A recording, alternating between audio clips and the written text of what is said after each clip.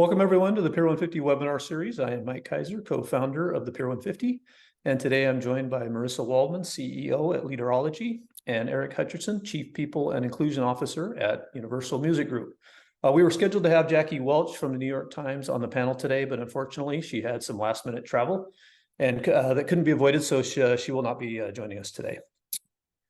We have finished our event season for 2023 and very excited to begin planning for 2024. We'll be announcing the location and dates for some of our regional gatherings that'll begin early in the year, but wanted to let you know about our first destination event that will be our PDXYZ East Coast event in Boston this year, May 8th through 10th. The PDXYZ is an event focused on bridging the generation gap in business, and attendees are senior level HR executives as well as senior level marketing executives. We put them both together and it creates a really good dynamic for that event. We have a great lineup of speakers confirmed already, including today's guest, Eric Hutcherson, who will be there with us in attendance. So if you have interest in registering or would like more information, go out to our PDXYZ website, Peer150pdxyz.com, or contact one of us for more information. I'd like to thank Leaderology and Marissa, who's on our panel today, for their support of the Peer150 and specifically this webinar today. I had the chance to meet some of the Leaderology team at our national event in October this year and was impressed by their knowledge about how to create great leaders. You'll hear more from Marissa today on that. Leaderology is a great partner for us, and it fits our model of aligning ourselves with innovative and thought leaders in different disciplines. And we're very excited to be working with them this year and into the future. Before we get started, just a few notes. This session will be recorded and a link will be sent to you in a follow-up email. If you have any questions for the panel as we go along, please use the Q&A section of the software. If you see a question on there you would like answered, you can upvote that question. It will rise to the top of the list, and we will get to as many questions as time allows for us in this session. So thank you, Marissa and Eric, again for joining us today. And just to get us started, just wanted to give you a chance to give a little bit of an introduction of yourself, a little bit about your background. So Marissa, let's start with you. Thank you. Excuse me. Every time you say PDXYZ, I don't know, it makes me giggle. It's a great name. Hello, everyone. I am Marissa Waldman, the CEO of Leaderology. And my background just includes an entire career around building people, helping them build their careers, transition into leadership roles, and really truly step into their authentic leadership. And I'm just thrilled to be here today with you and with Eric and Mike. Thanks, Marissa. Eric. Hey there, Eric Hutcherson, Chief People and Inclusion Officer here at Universal Music Group. Been there now 3 years. Before that was the Chief People Officer at the NBA, and then had a long sports management, sports marketing career before that. Accidental HR guy, if you will. Had a background in sports management and was a sports agent and did marketing and brand management and all that good stuff, and sort of fell into HR and found that it was not only a passion but a love, and I might actually even be pretty good at it, so I decided to keep at it. So here we are, and it's exciting to be here. And Mike, as you know, I'm a Peer150 fan since I show up at all your stuff. Yes, and we'll keep asking you to show up and stuff. So, by the way, the Boston PDXYZ with me and Orlando should be kind of fun and spicy. We've worked together for a number of years, so yeah, I've heard you guys have a good dynamic, so we're looking forward to that one. The open and the close will be fun. Yeah, it's our first entry into Boston too, so it'll be exciting for us to launch that there. And we did kind of a pre-event this year in September, I think it was, and it went really well. So we're excited to kick that great. off. Yeah, I don't think you fell into HR, Eric. I think if you look at your career, it's a natural progression. Really, it sounds like the best use of all of your talents. So thank you so much. I appreciate that. Very strategic decision. Yeah. I'm like, what is this HR thing? Yeah, in preparing for this, I kind of start talking to folks about authentic leadership, and if I talk to 10 different people, I got 10 different definitions of what they thought it was, their perceptions, their perspectives of what is an authentic leader. So I thought it might be good to start out by just getting your definitions and your perspectives, each one of you, about what is authentic leadership. What does it mean to you? What does it encompass? What does it entail? What are some of the characteristics? Marissa, let's start with you. From your perspective, authentic leadership. What does that mean? So at Leaderology, our point of view is that an authentic leader is someone who acts with conviction around their values, their principles, their passions, and maybe even more importantly, creates a psychologically safe space so that others can step in and do the same. So that's what we think of as when we think of fearlessly authentic leaders. And Eric, how about your definition of what that is? So, I mean, I echo what Marissa said, and frankly, I think that I've actually said that this is actually the new employee value proposition. To me, people now come and go from organizations based on what the leaders speak on and don't speak on, what they say, what they don't say, what they do, what they don't do, what they write about, what they don't write about. And the don'ts are as much as the do's. Because if you think about every situation that's happening in the world, how a leader reacts to those situations tells their employees what they really stand for. So if you're not authentic in that, it's going to shine through. And if you are authentic in that, you're going to get people's commitment, whether they agree with your perspective or not. So I agree with Marissa wholeheartedly. It's really about showing up and being truly honest as to who you are and what you believe in. And I think that's interesting because if we look back at not to date myself a little bit, but when I was coming up through the ranks, it was a church and state environment, right? Is your work was your work, and you went to work, and you didn't talk about politics, you didn't talk about social issues, you didn't even talk about your family or yourself. You didn't give your employer any information about you, right?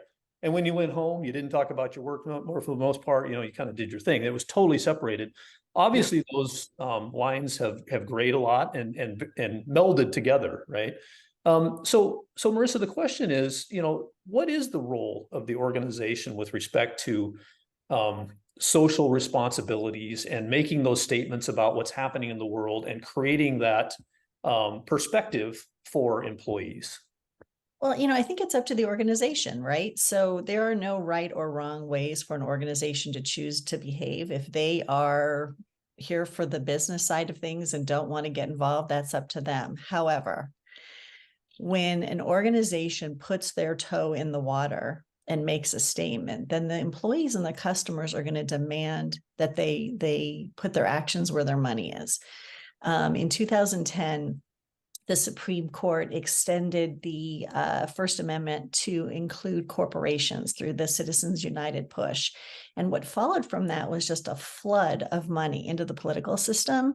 And so when a corporation is speaking about their values and what they care about, often in some cases to the detriment of marginalized communities or underrepresented communities, they then don't get to turn around and say, what, me? No, we don't want to take a stand on these social issues. They are taking a stand with their pocketbooks.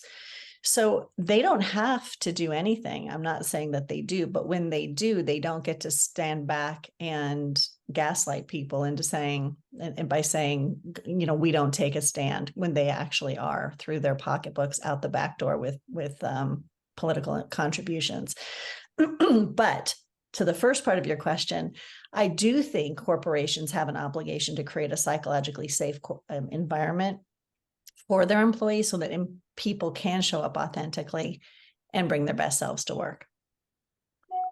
And Eric, to that point, in the, I talked about the old days, when those issues weren't quote allowed or weren't talked about in the workplace, there weren't those conflicts or those issues that came up where you have a difference of opinion, and those can get pretty emotional sometimes depending on people's beliefs and those kinds of things.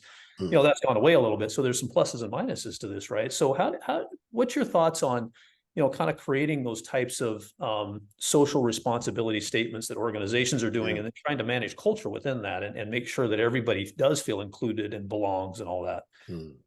Well, look, the reality is those disagreements existed in the old days. We just didn't talk about them. So we just muttered under our breath or went to people who we thought we had commonality with, and we just talked about each other behind our backs. We just didn't do it openly, which I think is actually more destructive than having the real conversation. Because, if we learned anything, and again, I don't mean to sound too provocative, but racial issues have been happening all along. Political issues have been happening all along. Gender issues have happened all along. We're just in an environment now where we're more comfortable to talk about it. And again, I think it's healthy that we do. If you think about that value proposition, if you don't create the environment for people to have a safe space to speak, then they're going to go take their talents to a place that will allow for it. So it's a competitive advantage to be aware and to be involved and to be open. It is a slippery slope. Because to Marissa's point, you can't just dip your toe in the water, sort of give a couple of platitudes and walk away. People expect action to come from it. Now, here's the reality. If you go back to some of the earlier research, the trust index says that people lost trust in their political system. They've lost trust in government systems. They've lost trust in all the institutions that they used to hold dear. So those old days are gone because a lot of the infrastructure that used to be there to make us feel safe isn't trusted anymore. So where do we trust? We trust our employer. It's where we spend the most time. It's where we're with the most people. And it's where we get our source of truth. So if that's truly the case, then the notion that I stop work when I walk out the door and I pick up work when I walk in the door is a false notion now. So when I walk in and George Floyd happens, Black Lives Matter 1, Black Lives Matter 2, and George Floyd, I walk in with all of that emotion. I walk into the building every day as a Black man who's afraid to get pulled over by the police. That's my reality. I can't then go into work and act like that's not my reality until the day is over, and then I pick that reality back up. So if I don't have an environment, and I've got people all throughout the organization who are part of law enforcement or are, dealing with Roe v. Wade or dealing with the reactions of Israel-Palestine, you can't assume that people are just going to walk in and go, hey, I'm going to put this to the side for now for the next 10 hours, and then I'll pick up all that emotion and take it back out at work. So if your employer is not prepared to actually, I'm not asking any employer to take a stand. I work in the music business. It's a very difficult business because we walk the very fine line of culture. You can imagine the pressure that we face to have a statement about almost every issue that there is. Because we shape culture. Our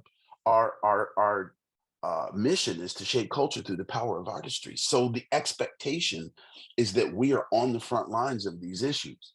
The challenge is, for every time that I say one thing, there's somebody that thinks it was wrong. And for every time I don't say something, there's somebody who thinks that I missed the opportunity. So you have to be comfortable with the notion that you're never going to please everyone. And that's where the authenticity comes in. If my dad used to say to me, to thine own self be true. Yes. If you're just real for who you really are and consistently are who you are, hey, it is what it is. I know there's some people that aren't going to like it, but at least I'm honest and true about it.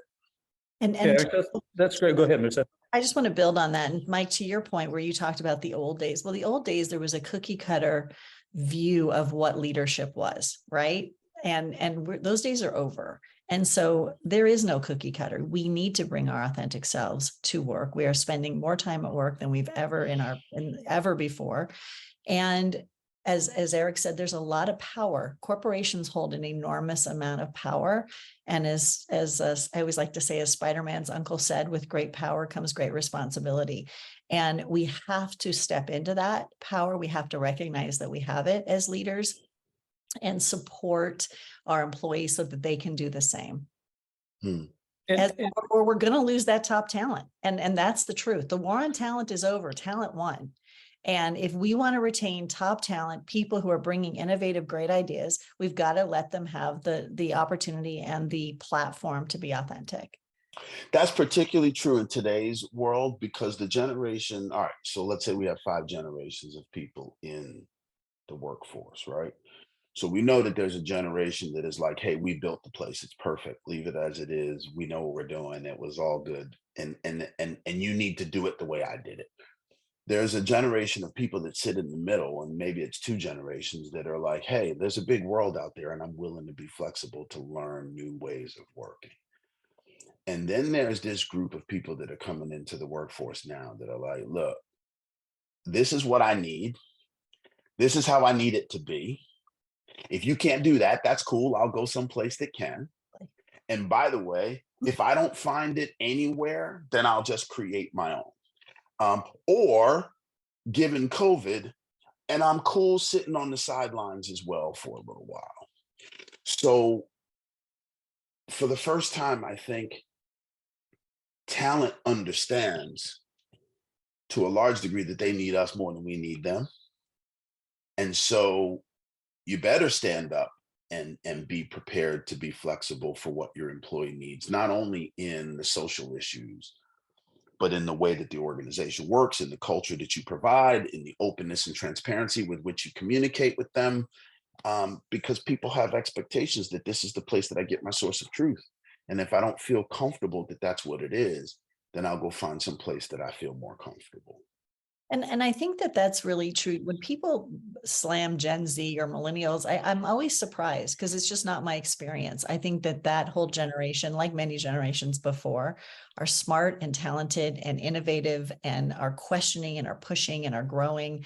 And I find that reverse mentorship that I get from them is tremendous. I learn more from them than they will ever learn from me every single day. And were we not irreverent and contrarian in the 60s? Were we not questioning in the 70s? Yes. Did we not call our shot in the 80s? Like, I mean, I'm not sure what everybody thinks that all of a sudden now the new generation has this like such a confrontational point of view. We've been that in every generation. It's just the openness and the transparency and the visibility and the immediacy with which you can get people's perspective is all more open. So yeah, you can see it faster, but don't think that we didn't have mental health issues 30 years ago. It just wasn't in our face and ever present. Right. It wasn't spoken, and therefore people didn't know how to speak about it. So we're becoming more educated, we're more informed, and so we're more comfortable speaking about it intelligently.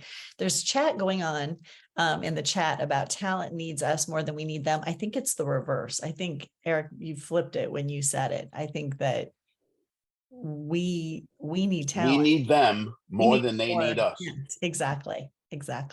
Just to be clear. I think I was referring to us as an employer in that context, because I need the talent. I'm the employer. I need the talent. Exactly. Couldn't agree more. Yeah, and I had a question on, you've been talking, this is great, on the balance of social responsibility. I kind of open up to both of you because this is a great conversation. I think you're really connecting. So in the balance of social responsibility to the idea that I've got a business and I got to make money, right? So when you do make these statements and you do go down this authentic leadership path and you're making statements and you're holding true to what you believe, that can affect your business, right? And lots of times in negative ways, lots of times positive ways. But when it starts affecting it negatively, what are some, what is the balance there, right? Eric, you kind of mentioned in passing, maybe you sit on the sidelines for a little bit, but sometimes if you do that, people are saying, why aren't you saying anything? You should be saying something, right? You're almost forced to in some ways, or it's going to be negative. Yeah.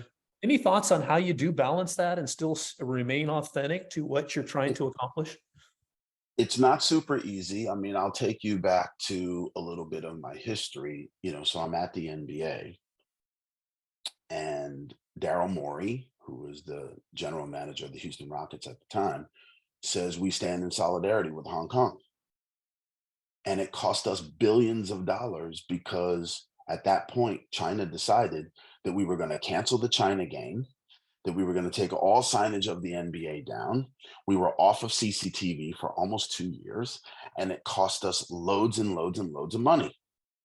Now, he has every right to say what he believes, and he actually made a 14-word tweet as a guy just making his own personal comment. But the assumption was that the NBA just spoke. And what I think people have to appreciate is, number one, as an executive in today's world, you are a public figure regardless of what role you play. As soon as you press send, you have now spoken as a public figure, and everybody can see it and know it immediately. It's a different world than it used to be, because it used to be that I'm not a public figure, and as long as the numbers are rolling in right, everything's good and I don't have to speak on these issues.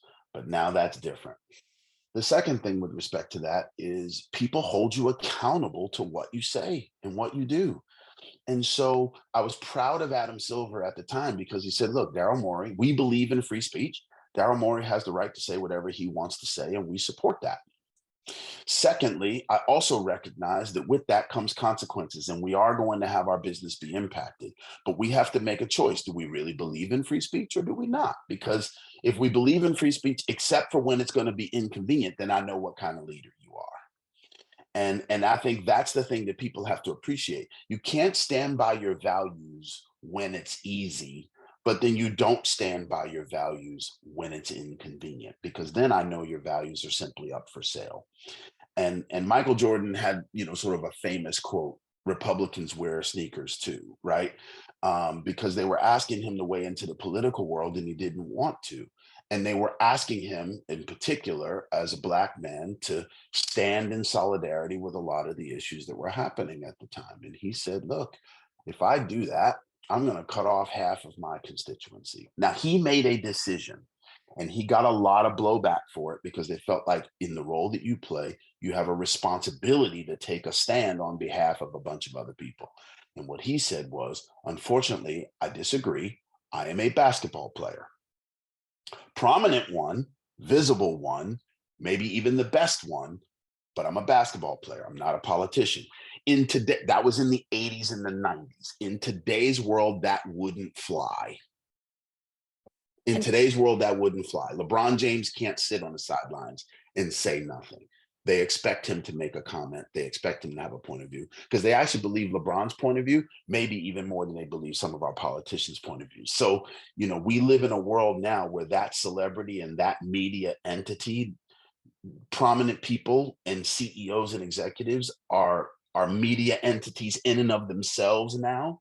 So the expectation is not only that you have a point of view, but that you're educated about your point of view. You can't claim ignorance anymore either. Yeah. And to build on that, it is not convenient. It is not easy. It is lonely to be a leader sometimes, and you are not going to please everybody, and you're going to lose money because you can't please everybody. Leaderology is a female-owned and primarily operated organization. We do have men and we love men, but the bulk of the employees are women. And at Leaderology, I talk all the time about we have three constituencies: colleagues, clients, and our community. Colleagues first, clients second, and our bigger community third. And so with that being said, when Roe v. Wade is overturned, of course, we're going to take a stand. Of course, we're going to put out an authentic statement as it relates to that historic, it makes me a little sick, sorry, but historic decision. Because number one, I'm an authentic leader. Number two, my colleagues are my number one constituency. And if the clients are upset about that, I'm sorry. But I'm going to take a stand from an authentic perspective. And Eric, from a leadership standpoint, you mentioned, the quote that the Rockets VP made. In today's world, an employee can go out and tweet something that might be affecting, because again, all employees these days are brand ambassadors, right? They're all out there and they're representing a company and they're associated with the company. How do you handle, that balance between what you talked about, free speech, supporting free speech of your employees and making sure they're heard, even if the opinion maybe doesn't agree with your opinion, yet again, it's not a message you want to have represented from your company. So as an authentic leader, how would you handle something like that? Employees going out and maybe saying things or causing discussions around areas that you're maybe not comfortable with from a company standpoint, or even from a personal standpoint as a leader? So we make it clear, and I've made this clear at the MBA as well, but we make it clear that what you do on your social channels as an individual, on your personal channels or your personal communication, you don't represent the company. You are not to make statements of your own on company channels. So, and you are not to use the role that you play for influence in any of those areas as well. So if you were sitting on a panel, as an example, as Eric Hutcherson, as I am on this call, right? And I make a provocative statement, everybody on this call knows that I'm Eric Hutcherson, Universal Music Group. So in the role that I play, you didn't ask me to be on this panel because I'm just Eric. You asked me to be on be on this panel because I'm Eric from Universal Music. So I am here today in my official capacity, not an unofficial capacity. So I'm very careful about what I say and how I say it. I think that's the thing that employees have to be clear on. I think the other thing that we need to be clear about, and I've said this to a few people. I remember I was doing a fireside chat and somebody said to me, "So Eric, you say that values is so important. Am I allowed to opt out of doing certain work based on my values?" You can imagine, right? So I'm the marketer for some artist and I don't believe in what the artist says or how the artist feels. And so therefore I don't want to work on that piece of work. And I said, you absolutely can stand on your values and you're not required at all to work on this project. That doesn't mean there isn't a repercussion for your career. And it doesn't mean that we don't need to get the work done. And given that we need to get the work done, there may be a crossroads that you come to where you have to determine that my values are so strong that I'm not prepared to do that at whatever consequence there is. And I totally respect that and fully support it. It just doesn't mean that there won't be a consequence. And I think that's what I think people misunderstand. They think, when I say what I want to say, because I'm allowed to say it, nothing will happen. And that's the part that's actually not true. Yeah, and that's a good point. One of the questions that came in is around that, Marissa, and I want to get your perspective. The question basically says, people who weaponize authenticity, right? It's like, hey, I'm a straight shooter, I am who I am. And all of a sudden, a whole bunch of, maybe bias statements, those kind of things come out. But hey, I'm a straight shooter, right? I just, off the cuff. How do you handle those kinds of things? Again, when you want people's opinions out there, right? But those opinions may be affecting, or those behaviors may be affecting other folks. The right to swing your arms stopped the minute you hit me in the face, right? So we don't have the right to just be authentic in the way that we are is being disrespectful and rude. But this is not a new premise. I always tell the story because I just love this story. Back in 1964, the city of Atlanta, the business leaders in the city of Atlanta decided that they didn't want to honor the new Nobel winner, who was Martin Luther King. And that's their right. They are business leaders. They don't want to honor the gentleman who represents their city in such a beautiful international way. And that was their right. So the mayor, who was not thrilled with their decision, went to the chairman and CEO of Coca-Cola and said, I need your power and I need you to step in. And so the chairman and CEO of Coca-Cola stepped in and called them on their stuff. Thank you. And he said, frankly, I know that the city of Atlanta needs Coca-Cola. I'm not so sure that Coca-Cola needs the city of Atlanta. And when he put that out there, magically, they decided that they could figure out a way to honor Martin Luther King. So this is not new. People use their authenticity or their beliefs, however misguided, to take action, and that's their right, but there will be repercussions, and maybe they will lose an international leader in the business world like a Coca-Cola. Again, this is 1964. This is a long time ago. And I think it's an important point. Go ahead. There will be repercussions, both good and bad. My business may suffer because I took a stand on Roe v. Wade. That's okay. I'm acting in accordance with my values and with my beliefs. And not everybody's going to like me. And guess what? I'm okay with that. And Marissa, you make a point, you said, well, that was 1964. If you think about some of the things that have happened in recent years, kind of feels like it's 1964. So we should be really mindful and careful. And again, I'm not making a political statement, but if you think about Roe v. Wade, if you think about affirmative action, if you think about the rights of women and people of color, if you think about the rights of LGBT, like if you don't use your voice, and this is the challenge to everyone, if you don't use your voice when you have one, then you don't have a right to have a point of view when things go to a place that you don't want them to go. Because the point is that your voice is meant to be heard if you have an influential voice. And remember that every single person, someone sees them as the coolest person in the circle. Yeah. Someone sees them as the one that they follow. You can't edict from the top of an organization. It takes exponential impact for an organization to really move. So in every organization, there is someone for whom there are 3 or 4 people that consider their voice to be the voice of truth. And we need to remember that, because it's not only the CEO, it's the middle manager somewhere in some other part of the organization that 5 people follow. And You even someone add who's up those even someone who's not a people leader. There are leaders from 100%, every 100%. step. Yes.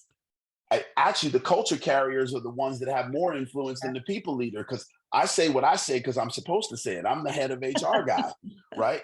It's the leader that's over there in the corner that doesn't have skin in the game. And when somebody says to them, hey, is this real or is this a load of crap? And they say it's a load of crap. Well, guess what? That whole part of the organization is now not going to move. 100%.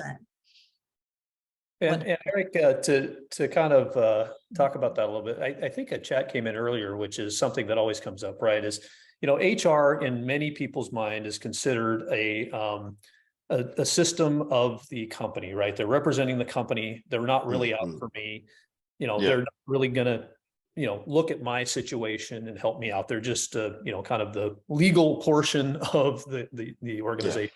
And when you talk about building trust, that's a hard thing to get over, right? You know, if you've got that perception going in, how do you get out of that? Can you talk a little bit about that situation that you've experienced and maybe some ways that you've kind of tried to minimize that as much as possible? Well, I mean, I guess I'll start with the notion that I don't call it HR.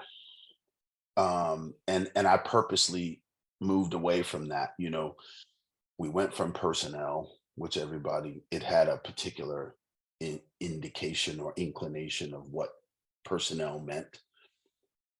Then we called it human resources, and we were comfortable with that. You know, we procure a bunch of resources who happen to be human. We burn them out until we don't need them anymore, and then we go get new resources. Ouch. And for a long period of time, that's what it was, right? I call it people, inclusion, and culture because I'm responsible for the people who work in my organization. I create an inclusive environment so that everybody can bring their greatest selves to work with their own little flair. And then I want to create a culture of greatness that everybody's greatness gets to shine regardless of what their greatness might be. And so I don't speak for the company per se. I speak for the whole organization. And sometimes that's management and sometimes that's not management. I get on the elevator every day and shock the hell out of somebody because I say, have we earned you today? And they look at me like I'm nuts. And I'm like, listen, like I said before, you get to pick up and go anywhere you want to go at any point in time that you want. And I need you more than you need me. So have we earned you? And if we haven't, what would it take to earn you? You know, I've got this notion of compliance and commitment. We try to tell people what to do, tell them how to do it, and then slap their hand when they don't do it our way, or tell them to move over and do it for them.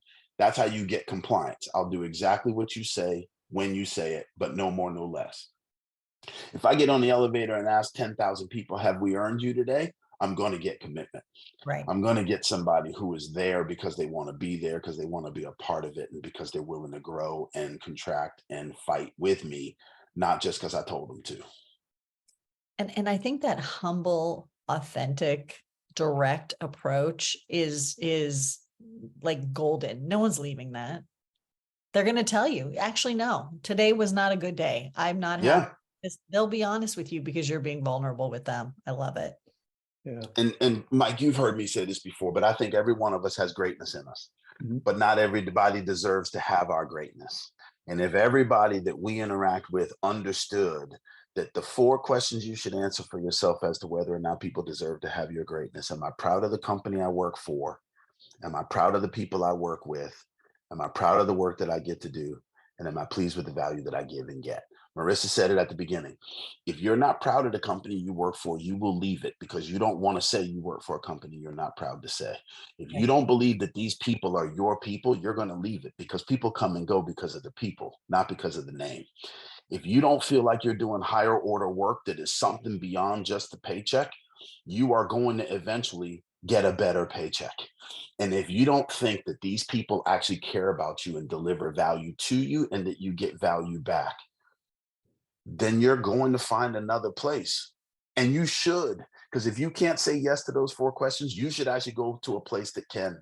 Because if you don't, you've wasted so much time in your career trying to make money, have prestige, have title, have office, have people, but don't have pride in who you work for, don't have pride in who you work with, don't have pride in what you do, and don't feel valued, why would you stay there? Yeah, and to that point, Marissa, when we talk about employee expectations, right? We've talked a little bit about, hey, as employers, we need those employees more than they need us.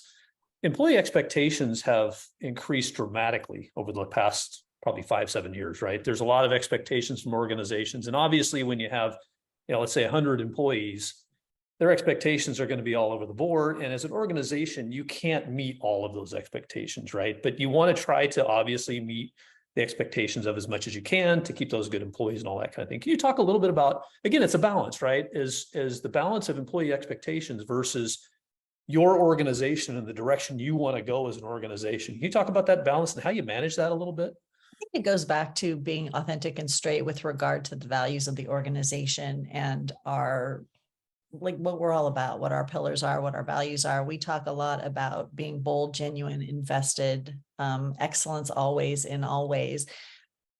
If I stick to that and we are acting in alignment with that, then the employees know what they're getting. There's no games, right? So I don't know that we have to please. Again, we can't please everybody. I'm a small organization, right? We're a Fortune, we're an Inc. 5000. We're not Fortune 5000. We're an Inc. 5000 winner. So we're very successful and we provide a great opportunity for our employees, but we're small. We're not a major corporation. And so we can't be all things to all people, but we act in alignment with our values. Back to the women, again, we are not required by law to bridge people's salaries when they're on maternity leave. Well, that's just good business to bridge their salaries when they're on maternity leave because they're top talent. I don't want these women to worry about how they're going to pay the rent when they're out on maternity leave. The state of California is unusual in this country in that they do provide, I think it's like 60% with regard to what am I trying to say? Maternity leave benefits. But these women don't get to pay 60% of their phone bill or 60% of their mortgage when they're out on maternity leave. They have to pay 100%. And so they need their organizations to protect them and to bridge that salary gap. So that's something that we do because we think it's important that we keep these people safe and employed while they're on maternity leave. So they'll come back because they're top talent. I don't know if that's answering your question. No, absolutely. And Eric, I'm curious, kind of along those same lines, and especially being in the sports field for a while, when you coach, you want to coach to excellence, right? And a lot of organizations sometimes create policies, procedures, and things to the lowest common denominator, right? We're trying to manage this lowest common denominator employee, and that can turn off the excellers, right? The fast movers and those kinds of things. Can you talk about how you manage that? It's along the lines of employee expectations, but you'll have some expectations from some excellent employees that may not apply to some of the processes and procedures you have. How do you handle that to make sure you are accommodating your entire workforce? It's difficult because you do have such a span of capability inside the workforce, and you have to be authentic with yourself and with your expectations about where do you place your value. And there are some organizations that are very openly star-driven organizations, and they model themselves after the superstar, and they're happy to deal with the fact that alienates a number of their people. There are some organizations that really, believe in consensus and alignment, and they are willing to give up on certain higher end capabilities so as to have a true democracy within the place. And there are some that just say, hey, we want to live to the lowest common denominator. And then you get a bit of mediocrity, but you might be okay with that. I think it really is about the organization being true to what it wants. What you can't do, which I find often, right? There's a continuum of decision making. There's hearts and minds, and there's objective business decisions. And a lot of times companies try to be both, right? I'm going to make an objective business decision, and when people don't like it, I scratch my head as to why.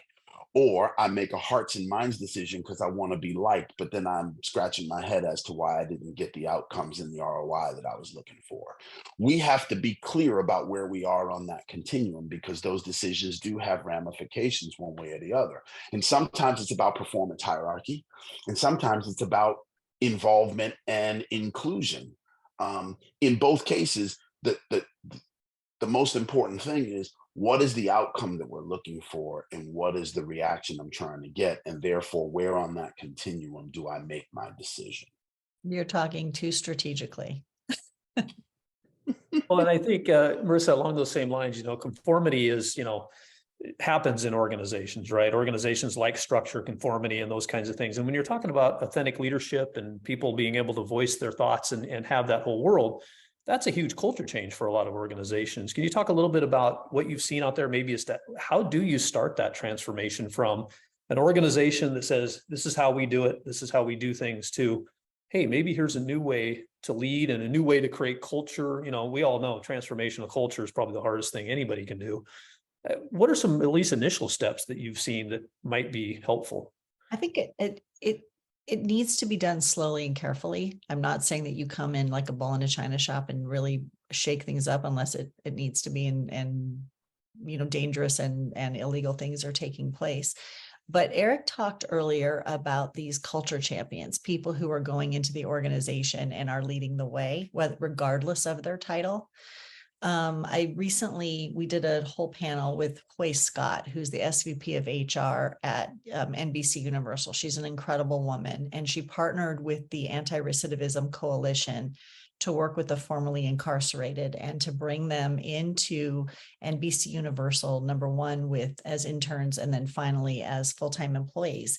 And she did it over the past 8 years. She didn't come in and just blow things up. She met with one leader at a time who was willing to stretch, who was willing to learn, who was willing to grow, who was willing to meet these formerly incarcerated humans as humans and help impact them and change their lives.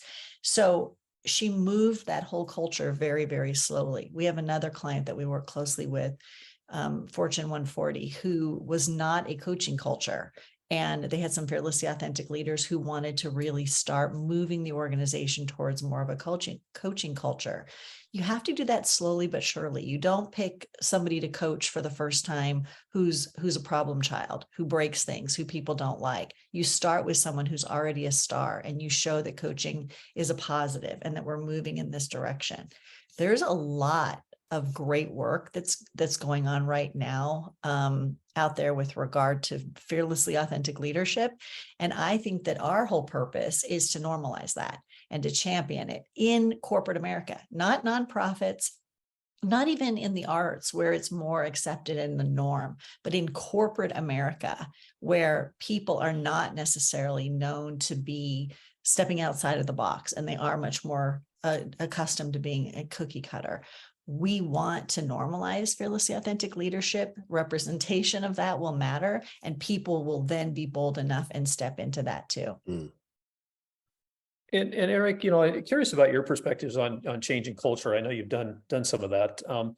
And just kind of bringing up the concept of, culture change can be viewed by employees as superficial in some cases. So, you look at historically, and not picking on companies, but there's a whole bunch of companies in Silicon Valley that kind of went through that. Hey, we've got this environment where you can play ping pong and free food and all that kind of thing, thinking, hey, that's our culture, right? But at the end, was it really a culture change with how things were being done, with what the organization was doing, some of the authentic things that they may stand for? Yeah. Probably not, who knows? But, again, just talking about what are some of the real foundational things that cause a culture change that employees look at and say, hey, that is authentic. It's not just something to appease me, to make me feel good, but there really is some substance behind this. So I'm not the author of this, and I might butcher it a little, but you'll get the concept. True change and values alignment comes in an organization based on the bad behavior a leader is willing to tolerate, right? Now, I'm going to give you the opposite side of that coin and tell me which one you prefer better. True values and culture change happens in an organization based on the great behaviors that a leader is willing to celebrate. Yes. Yeah. There's your difference. Yeah. There's your difference, right? That's all the difference that you need to know. Mhm. Does culture change happen because I know there are certain lines that I'm allowed to cross if I'm a certain person, and as long as I sit in a certain role, I can do whatever I want? That's a way for people to know, what is your culture? What bad behavior are you willing to accept? And at the same time, if I'm a great leader who is willing to amplify and multiply other people and willing to do all good things for the organization, regardless of what it means to me, and those leaders are celebrating that behavior, that's a culture. And you're going to learn, and you're going to shift the culture based on that. And it's true in business, it's true in sports, it's true in every other place. Um, I think that there are three distinct leadership modalities, if you will. I call them the three layers of leadership. There's leading from the front, which is the rah rah, follow me. But if that's overplayed, that gets really drab and people stop listening. Mhm. There's leader as coach, which I hear Marissa saying, let's reduce the hierarchy. Let me sit side by side with you. Let me be your equal, and let's learn and grow together. That creates culture.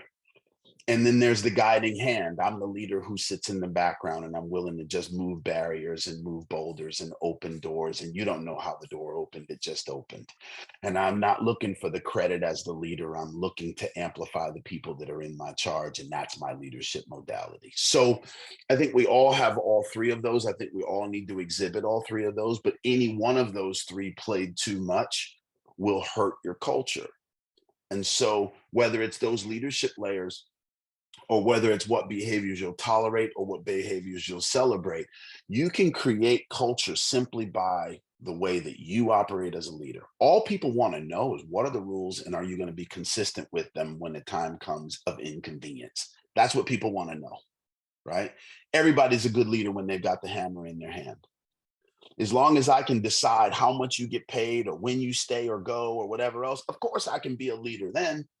Can I be a leader when I don't have that and I'm just there to perform and to amplify and to encourage and then get followership more than I have to display leadership? And Marissa, curious about your perceptions on that as well, your thoughts. I don't know why this comes to mind. I love the TV show The Voice. And the reason I love it is I think it's a little micro study in how talent runs the show, right? So you have these people who are very professional and famous in their own right with their backs to the talent. So they aren't seeing the talent. They don't know the gender of the talent. They don't know the age of the talent. They're only listening for the talent. And then they hit the button and they say, I want you. And then they compete for the talent. And the talent decides who they want to go work with, right? Who they want to be their coach. And so I don't know why that comes to mind from what Eric was saying, but the idea of the talent has a lot of power, and the leader is there to support, to coach, to open doors, to provide support in a way that really truly taps into the whole diversity, inclusion, and world in terms of belonging, because they're listening with their eyes closed, right? And I don't know why, I just as it compares to other talent shows, that one's my favorite because of that, the shift in the power structure. And I feel like that's how we are as leaders today. I am here to understand what you need, where you are at your point in your journey, in your career, and help provide opportunities for that and support you as you go. And frankly, learn a ton from you in the process. And Erica, it's interesting, the leadership part that I've seen that's the hardest for many leaders is that selfless thing, right? Allowing someone else to do the work, take the credit. You're opening doors, you're enabling those folks to do that, right? And I always like to ask everyone that's in the leadership topic is are leaders born or developed? And if they can be developed, what are some characteristics that can be developed, or what are some things that maybe are just inherent? Because I think there are some folks that I've seen over my years that, they're not able to make that transition, right? They can't allow someone else to go ahead and shine. It's like, well, I'm there too, right? Or I'm right here, kind of thing. And so what's your thoughts on that? I think it's a bit of both. again, apologies for all the athletic references, but a lot of times in business, they are very similar or at least have a close correlation. You know, people have natural skills, people have natural tendencies. The fact that I can jump high or run fast or I'm really strong, I didn't learn that necessarily.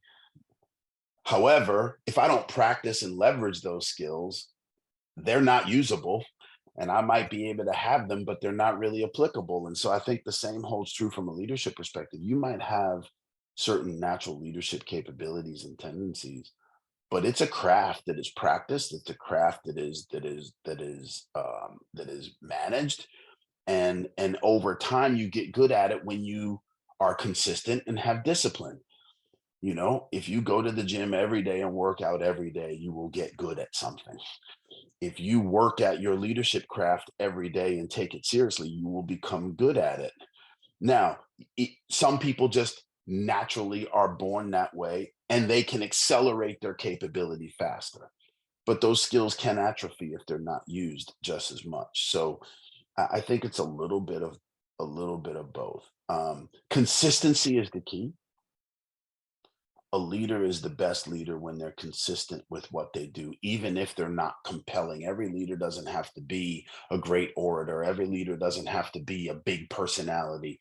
Actually, some of the best leaders are the ones that aren't that loud. As a matter of fact, for me, I remind myself, I have a little sticky on my computer that says manage your bigness, right? Because I know I'm a big personality, I'm a big guy. And so, but overplayed, I come across as intimidating, right? So, I used to remind myself, especially in my early career, think 5 things, only say one, right? Because the person who has something to say on every topic, people stop listening. There's a reason they say when E.F. Hutton talks, people listen. For the young ones, they don't know what that is. But like, the 5 things swirling around your head, you don't have to say them all. What's the one provocative thing that you want to say that really moves the conversation forward? Because otherwise you come across as being immature. So there's a number of different lessons that leaders can learn to be better leaders just in the practices that they adopt. And Oh, Monica go ahead. Monica in the chat is saying what I'm thinking, which is self-awareness. Show me a great leader I'll show you someone who's self-aware. Show me a terrible leader, I'll show you someone who's not. And so when Eric has the sticky that says, watch it, that's recognizing that he plays big and he wants to make sure that doesn't overcome everybody else. Mine says, by the way, shut up, because I'm an extrovert. And with my role and my extroversion, if I talk, I can take the whole conversation in a different direction that may not be the best for the company or our clients. And so I try to shut up and speak last so that everybody else's voices are heard and their ideas are typically much better than mine. Well, I can tell you I always talk about nuggets in these things, right? And the think 5 things and say one. I love that nugget. I'm going to keep that one for a while. That's great advice. So we're getting close on time, but I wanted to kind of get just a perspective of, we have folks on, obviously, people are on this webinar, interested in leadership. And I wanted to get each one of your perspectives on, somebody that says, hey, I really want to kind of take on this leadership role within my organization, within my department, even, within maybe social things they're doing. Just from each one of you, Marissa, let's start with you, is any nuggets that, how do I start? What do I focus on? Any thoughts of wisdom there for folks? Yeah, do the work. Start with yourself. Look inward first and foremost. Understand what your passion is, what your values are, what you stand for, why you want to be a leader. What is driving that? Is it ego? Is it a chance to serve others? Do you feel like you have something to share? Spend the time looking inward first and foremost, period. Totally. Yeah, I think I think it's interesting when you bring up, why do I want to be a leader? And a lot of folks would say, hey, I just want more influence, right? And that's probably not a good reason to become a leader, right? It's a different thing. So, well, I appreciate your time today. This has been a fascinating discussion. I think we could go on for another hour or so, but I appreciate everybody joining us today as well. And happy Veterans Day. Thank you to all of the folks online that have served. We appreciate you. And I hope everybody has a wonderful weekend. And Eric will be in touch, and we will see you in Boston, if not sooner. Yay. Yes, sir. One quick note. Oh, if yes, go ahead. anybody has a Fearlessly Authentic leader that they'd like to nominate for the Fearlessly Authentic Leader Awards, please go to our website. It's leaderology.com. We know they're out there, and we really, really want to shine a light and celebrate these people so that we can normalize it even more so. So please. And on that note, in our follow-up, we can include that link to that website spot so you can get there easily. So thank you again, Marissa. Thank you, Eric, and have a great weekend. Thank you. Thank you.